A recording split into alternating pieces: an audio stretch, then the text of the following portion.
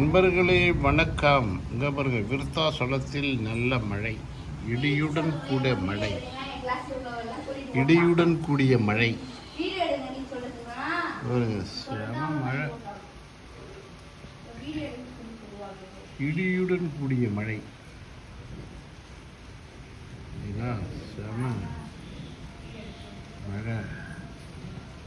கீழ்வானம் சிகப்பாக இருக்கு பாருங்க, கீழ்வானம் கருப்பாக இருக்கு பாருங்க.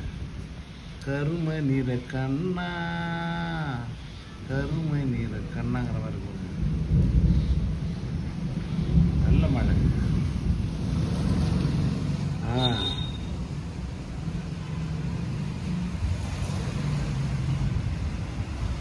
Main road, main road auto எல்லாம் போகுது. சரியான மழை. மழை போதுமா, இன்னும் வேணுமா? ஏன்னா புரட்டாசி மாதம் ஃபஸ்ட்லேயே ஆரம்பிச்சிச்சு மழை. எப்பயுமே ஃபஸ்ட்டில் ஆரம்பிக்காது,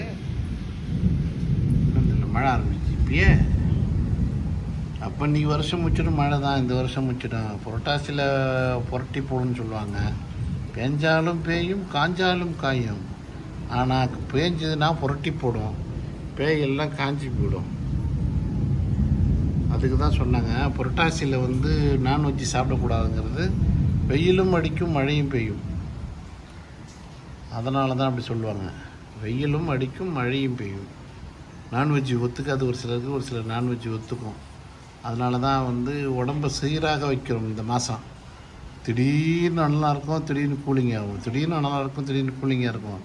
உடம்பை சரிநிலைப்படுத்துவது இந்த மாதம் மட்டும்தான்.